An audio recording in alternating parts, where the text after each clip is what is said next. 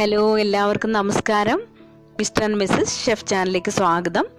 ഏട്ടൻ്റെ ഫേവറേറ്റ് ആയിട്ടുള്ള പുട്ടിൻ്റെ കോമ്പിനേഷൻ കിഴങ്ങ് റോസ്റ്റും ആയിട്ടാണ് ഇന്ന് വന്നിരിക്കുന്നത്. ഇതൊരു ആലപ്പുഴ സ്പെഷ്യലാണ്. അപ്പോൾ നമുക്ക് നോക്കാം ഇതെങ്ങനെ ഉണ്ടാക്കുന്നതെന്ന്. ആദ്യം നമുക്കൊരു കുക്കറിൽ ഒരു 2 ഉരുളക്കിഴങ്ങ് ഇതുപോലെ ചെറുതായിട്ട് സ്ലൈസ് ചെയ്തിടാം. ഇനി ഇതിലേക്ക് നമുക്ക് ആവശ്യമായിട്ടുള്ള ഉപ്പിട്ട് കൊടുക്കാം.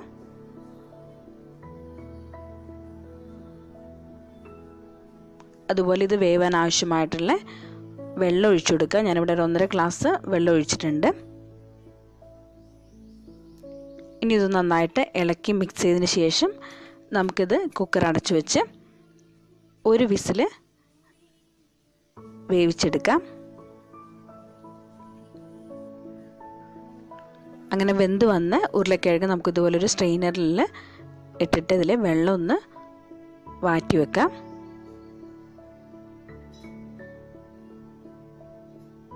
ഇനി നമുക്ക്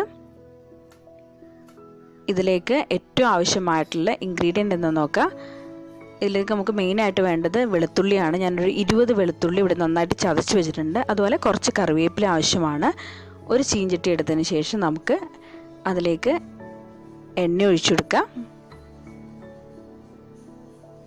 എണ്ണ ചൂടായി വന്നു കഴിഞ്ഞാൽ നമുക്കിതിലേക്ക് കടുകിട്ട് കൊടുക്കാം.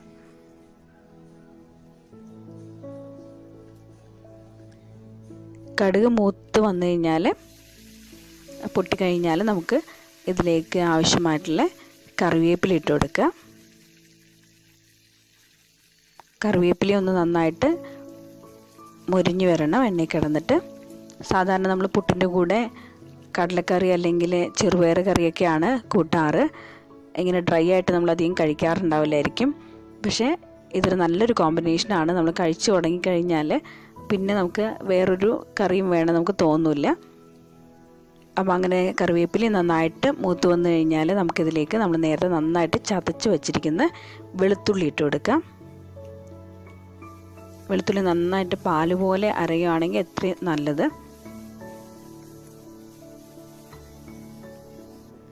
അത് നന്നായിട്ട് വെളുത്തുള്ളി ഇതിൽ കിടന്ന് നന്നായിട്ടൊന്ന് മുരിഞ്ഞു കഴിഞ്ഞാൽ നമുക്കിതിലേക്ക് ഒരു ടീസ്പൂൺ മുളക് പൊടി ഇട്ട് കൊടുക്കുക. അല്ലെങ്കിൽ നിങ്ങളുടെ എരിവിന് ആവശ്യത്തിന് അളവിൽ മുളക് പൊടി ഇട്ടതിന് ശേഷം അതും എണ്ണയിലൊന്ന് മൂപ്പിച്ചെടുക്കാം.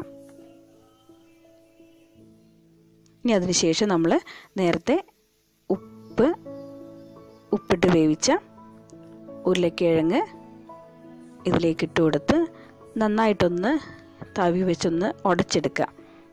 നന്നായിട്ടൊന്ന് ഉടയ്ക്കുമ്പോഴാണ് അതിൻ്റെ ടേസ്റ്റ് കൂടുന്നത്. വളരെ സിമ്പിളായിട്ട് നമുക്ക് തയ്യാറാക്കിയെടുക്കാൻ പറ്റുന്നതാണ് ഈ കിഴങ്ങ് റോസ്റ്റ്. അപ്പോൾ നമ്മുടെ ആലപ്പുഴ സ്പെഷ്യലായിട്ടുള്ള കിഴങ്ങ് റോസ്റ്റ് ഇവിടെ റെഡി ആയിട്ടുണ്ട്. അപ്പോൾ നിങ്ങൾക്ക് ഇഷ്ടപ്പെട്ടെന്ന് കരുതുന്നു. വീണ്ടും നമുക്ക് കാണാം. Take care.